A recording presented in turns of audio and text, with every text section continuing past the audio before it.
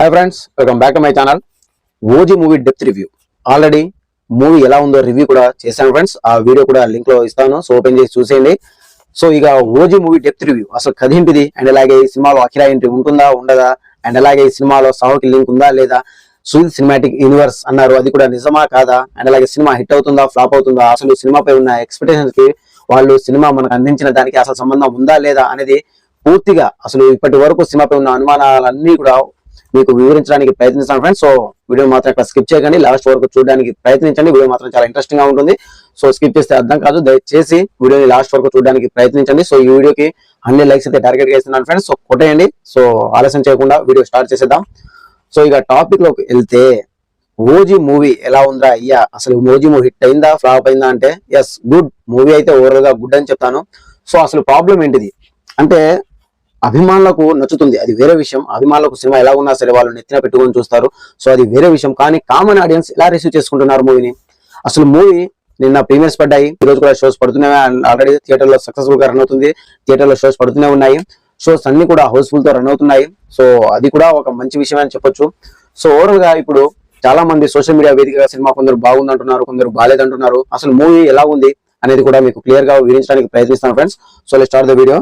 First half ఏంటిది, second half ఏంటిది, start అయినప్పటి నుంచి ఎండింగ్ వరకు హైప్స్ ఉన్న సీన్స్ ఏంటిది అనేది మీకు చెప్తాను ఫ్రెండ్స్. సో ఓవరాల్ గా సినిమా స్టార్ట్ అయింది. సినిమా స్టార్ట్ అయినప్పటి నుంచి ఒక సినిమా మొత్తంలో ఒక maybe 4 to 5 hypes goose bump scenes అయితే ఉన్నాయి. సో అవేంటిదంటే, మెయిన్ గా స్టార్టింగ్ లో మన పవర్ స్టార్ పవన్ కళ్యాణ్ గారి టైటిల్ కార్డ్స్. ఎస్, ఇది అసలు ఇప్పటి వరకు వేరే వేరే లియోస్ అవన్నీ పక్కన పెట్టేయండి, ఇప్పుడు ఓజీ టైటిల్ కార్డ్ అయితే ఇప్పుడు ట్రెండింగ్ లో ఉంటుంది ఫ్రెండ్స్. మరో 10 సంవత్సరాల వరకు ఎవరు మర్చిపోరు, ఆ రేంజ్ లో ఉంది టైటిల్ కార్డ్స్ అయితే. అండ్ దెన్ ఆ తర్వాత మన పవర్ స్టార్ పవన్ కళ్యాణ్ గారి entry scenes. Yes, first of all మన పవన్ కళ్యాణ్ గారు అండ్ అలాగే టైటిల్ కార్డ్స్ ఇది వేరే లెవెల్లో ప్లాన్ చేశారు, సో వేరే లెవెల్లో చూపించారు. అండ్ దెన్ ఆ తర్వాత సెకండ్ వన్ వచ్చి మన పవర్ స్టార్ పవన్ కళ్యాణ్ గారి ఎంట్రీ.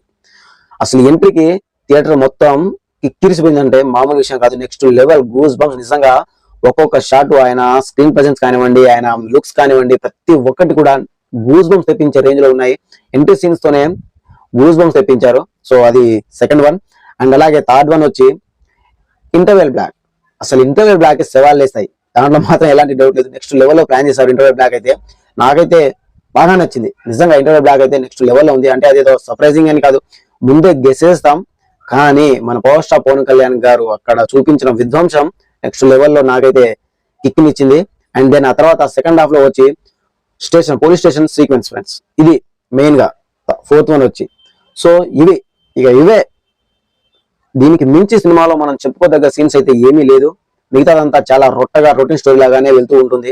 సినిమా మొత్తం కూడా రొటీన్ స్టోరీనే, మనం ముందే గెస్ చేసేయచ్చు నెక్స్ట్ ఏం జరుగుతుంది అని చెప్పి కూడా ప్రెడిక్ట్ చేసే సింపుల్ గా మనం అసలు ఏం జరుగుతుంది అన్న క్యూరియాసిటీ ఏ మాత్రం ఉండదు. నెక్స్ట్ ఏం జరుగుతుందో మనమే చెప్పవచ్చు, అలా ఉంది. చాలా ఫ్లాట్ గా వెళ్తూ ఉంటుంది సినిమా మొత్తం కూడా, సో అది ప్రాబ్లం. ఇక క్లైమాక్స్ అయితే నాకు ఏ మాత్రం క్యూరియాసిటీని పెంచలేదు, అసలు ఏ మాత్రం హైప్స్ అయితే ఇవ్వలేదు. క్లైమాక్స్ చాలా స్లోగా, చాలా సాధారణంగా అయిపోయింది నాకైతే అనిపించింది. అండ్ దెన్ ఆ తర్వాత ఓజీ 2 కూడా ఉంది, కన్ఫర్మ్ చేసేసారు. సో ఓజీ 2 కి కూడా లీడ్ ఇవ్వడం జరిగింది. సో ఇది ఫ్రెండ్స్, దీనికి మించి సినిమాలో హైప్స్ అయితే ఏమీ లేదు. మెయిన్ గా ఈ సినిమాకి మెయిన్ హీరో మన ఎస్ఎస్ తమన్ గారు అని చెప్పొచ్చు. ఆయన ఇచ్చిన మ్యూజిక్ కానివ్వండి, బ్యాక్గ్రౌండ్ మ్యూజిక్ కానివ్వండి, నెక్స్ట్ లెవెల్లో ఫెయిల్ అయ్యి. అండ్ అలాగే ఈ సినిమాలో విలన్ గా నటించిన ఇమ్రాన్ హాస్మి గారికి కూడా పెద్ద ఇంపార్టెంట్ ఉన్న క్యారెక్టర్ అయితే ఇవ్వలేదు. ఆయన క్యారెక్టర్ పెద్దగా ఇంపార్టెన్స్ కూడా ఉండదు. అసలు విలన్ చాలా అంటే చాలా, అసలు ఏ మాత్రం ఇంపాక్ట్ ని కలుగజేసేలా అయితే లేరు విలన్ రోల్ ఈ సినిమాలో ఇమ్రాన్ హాస్మి గారి క్యారెక్టర్ అయితే. సో అది ప్రాబ్లం. మెయిన్ గా విలన్ ఎంత గట్టిగా ఉంటే సినిమా అంత లేస్తుంది, కాబట్టి అసలు విలన్ రోల్ ని అనుకున్న స్థాయిలో ప్రజెంట్ చేయలేకపోయారు, అది ప్రాబ్లం. దానివల్ల ఆయన క్యారెక్టర్ హైలైట్ కాలేకపోయింది. అండ్ దెన్ ఆ తర్వాత డైరెక్షన్, సూది గారి డైరెక్షన్ కూడా అనుకున్నంత స్థాయిలో మెప్పించలేకపోయింది ఫ్రెండ్స్. సో తన నుంచి ఎక్స్పెక్ట్ చేసిన రేంజ్ లో తను డైరెక్షన్ చేయలేకపోయారు. తను అనుకున్న కథని అనుకున్నట్టుగా స్క్రీన్ మీద ప్రజెంట్ చేయలేకపోయారు. చాలా రకాలుగా చాలా సందర్భాల్లో తేలిపోయింది సినిమా, క్లియర్ గా కనిపిస్తుంది మనకు. సో క్లియర్ గా అసలు సినిమా చాలా ఫ్లాట్ గా వెళ్తూ ఉంటుంది. ఓకే, మన పవర్ స్టార్ పవన్ కళ్యాణ్ గారు వస్తున్నప్పుడు బ్యాక్గ్రౌండ్ మ్యూజిక్ కానివ్వండి, ఆయనకి ఇచ్చిన ఎలివేషన్స్ కానివ్వండి, ఆయనకి ఇచ్చిన స్క్రీన్ ప్రెజెన్స్ కానివ్వండి, నెక్స్ట్ లెవెల్లో అయితే అనిపిస్తుంది. అంతకు మించి సినిమాలో వేరేదేమి కూడా మనకి హై ఇచ్చే ఎలిమెంట్స్ అయితే ఏమీ లేవు సినిమాలో. సో అది ప్రాబ్లం మెయిన్ గా. అండ్ దెన్ ఆ తర్వాత ఈ సినిమాలో అర్జున్ దాస్ కి ఒక మంచి రోల్ దక్కిద్దేమో అని నాకు అనిపించింది, కానీ తనకు కూడా అంత ఇంపార్టెన్స్ ఉన్న రోల్ అయితే దక్కలేదు. సో తనకున్న పరిమితి మేరకు తను కూడా బాగానే నటించడం జరిగింది. అండ్ అలాగే ప్రకాష్ రాజ్ గారికి అయితే మంచి ఇంపార్టెంట్ ఉన్న రోల్ అయితే దక్కింది సినిమాలో. సో శ్రీరెడ్డి గారికి కూడా ఓకే పర్వాలేదు, తనకి ఇచ్చిన క్యారెక్టర్ మేరకు తను కూడా బాగానే నటించడం జరిగింది. సో ఇక ప్రియాంక మోహన్ గారు ఈ సినిమాలో హీరోయిన్ గా నటించిన ప్రియాంక మోహన్ గారు కూడా కొద్దిసేపే మనకు కనిపిస్తారు. సో ఆ కొద్దిసేపు తనకి ఇచ్చిన క్యారెక్టర్ కూడా బాగానే ఉంది. సో తను కూడా బాగానే యాక్ట్ చేయడం జరిగింది.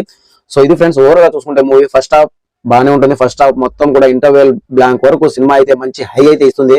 సెకండ్ హాఫ్ స్టార్ట్ అయిన తర్వాత ఒక పోలీస్ స్టేషన్ సీక్వెన్స్ తర్వాత అసలు ఏ మాత్రం హై ఇవ్వదు సినిమా, ఏ మాత్రం క్యూరియాసిటీని పెంచదు, ఏ మాత్రం అసలు ఇంట్రెస్టింగ్ కలుగజేయదు. సో అది ప్రాబ్లం. ఓవరాల్ గా చూసుకుంటే సినిమా అయితే జస్ట్ యావరేజ్. నా ఒపీనియన్ అయితే ఫస్ట్ హాఫ్ బాగుంది, second half average. So overall గా చూసుకుంటే సినిమా is good. So Pawan Kalyan గారి అభిమానులకు అయితే మంచి ఫుల్ మీల్స్ లాంటి సినిమా. అభిమానులు అయితే చొక్కాలు చింపుకుంటారు. సో దాంట్లో మాత్రం ఎలాంటి డౌట్ లేదు.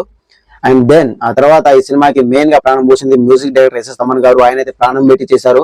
సినిమా స్టార్ట్ అయినప్పటి నుంచి ఎండింగ్ వరకు ఆయన పడ్డ కష్టం ప్రతి చోట కూడా కనిపిస్తుంది. సో అది మనం క్లియర్ గా అబ్జర్వ్ చేయొచ్చు. సినిమా మొత్తం కూడా గూస్ బంప్స్ తెప్పించే బ్యాక్గ్రౌండ్ మ్యూజిక్ అయితే ఇవ్వడం జరిగింది. సో దాంట్లో మాత్రం ఎలాంటి డౌట్ లేదు. సో ఇది ఫ్రెండ్స్, ఇక పబ్లిక్ సాధారణ ప్రేక్షకులకు వాళ్ళు కలుగజేసిన హైప్ కి కారణం ఏంటిదంటే ఈ సినిమాలో అఖిలానందన్ గారు కూడా ఉంటారని చెప్పి. సో అఖిలానందన్ గారి ఎంట్రీ అయితే ఈ సినిమాలో లేదు. సో ఆయన కూడా లేరు, ఎక్కడ కూడా కనిపించలేదు. సో ఈ సినిమాతో డెబ్యూ ఫిలిం అవుతుందని అనుకున్నారు, కానీ అఖిలానందన్ గారు అయితే ఈ సినిమాలో పెట్టలేదు. సో అది ఒక డిసప్పాయింట్ కలుగజేసింది. అండ్ దెన్ ఆ తర్వాత ఈ సినిమాలో మన ప్రభాస్ గారు కూడా ఉంటారు అని అనుకున్నారు, కానీ ఆయన కూడా లేరు. ఆయన చిన్నప్పుడు క్యారెక్టర్ అయిన అలాగే రాయ్ని వాళ్ళ ఫాదర్ అయిన రాయ్ని చూపించడం జరిగింది. సో అంతవరకే. సో ఎస్సీలో సుజీ సినిమాటిక్ యూనివర్స్ లో భాగంగా సాహోని లింక్ చేయాలి కాబట్టి ఒక చిన్న కెమెరా అయితే పెట్టడం జరిగింది. సో అంతకు మించి ఏమీ లేదు. అండ్ దెన్ ఆ తర్వాత యాక్టింగ్ పరంగా చూసుకుంటే అందరూ కూడా తమకు ఇచ్చిన క్యారెక్టర్ మీద అయితే బాగానే చేయడం జరిగింది. ఓవరాల్ గా చూసుకుంటే సినిమా అయితే బాగానే ఉంది.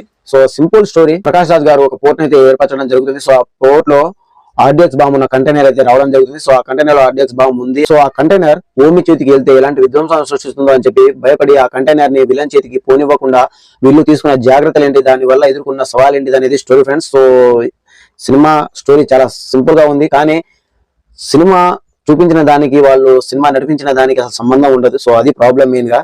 సో అనుకున్నంత స్థాయిలో కథని ముందుకు తీసుకెళ్లలేకపోయారు. అండ్ అలాగే అనుకున్నట్టుగా స్క్రీన్ మీద చూపించలేకపోయారు. డైరెక్టర్ కూడా చాలా సందర్భాల్లో చాలా రకాలుగా తడబడ్డారని చెప్పొచ్చు సినిమా మొత్తంలో. సో ఇది ఫ్రెండ్స్, నాకైతే సినిమా అయితే గుడ్. ఒకసారి అయితే చూడొచ్చు. మనం పవన్ కళ్యాణ్ గారి అభిమానులకు అయితే ఫుల్ మీల్స్ అని చెప్పొచ్చు. దాంట్లో మాత్రం ఎలాంటి డౌట్ లేదు. కానీ సాధారణ ప్రేక్షకులు ఎలా రిసీవ్ చేసుకుంటారు అనేది ఇక రేపటి నుంచి చూడాలి. సో అభిమానులు మాత్రమే చూస్తే సరిపోదు కాబట్టి సాధారణ ప్రేక్షకులు కూడా థియేటర్ వరకు వెళ్ళాలి. సో వాళ్ళకి అర్థమయ్యే స్టేజ్ లో అయితే లేరు మేబీ. సో యాక్షన్ ఇష్టపడే వాళ్ళైతే కంపల్సరీగా కళ్ళు మూసుకొని వెళ్ళిపోండి, మీరైతే బాగా ఎంజాయ్ చేస్తారు. సో ఇది. సో మీకేమనిపించిందో కూడా కామెంట్ చేయండి. అలాగే ఈ వీడియో మీకు ఎలా అనిపించిందో కూడా కామెంట్ చేయండి ఫ్రెండ్స్. ఒకవేళ మీరు ఓజీ మూవీ చూస్తుంటే మీకు ఎలా అనిపించిందో కామెంట్ చేయండి. ఓజీ మూవీపై మీరు పెట్టుకున్న ఎక్స్పెక్టేషన్ కి మీరు డైరెక్ట్ రీచ్ అయ్యారా కాలేదని కూడా కామెంట్ చేయండి. సో ఇది ఫ్రెండ్స్ ఓవరాల్ గా. సో మరో కొత్త ఇంట్రెస్టింగ్ అప్డేట్ అయితే మీ ముందుకు వస్తాను friends. And bye bye, see you, signing off. Thank you.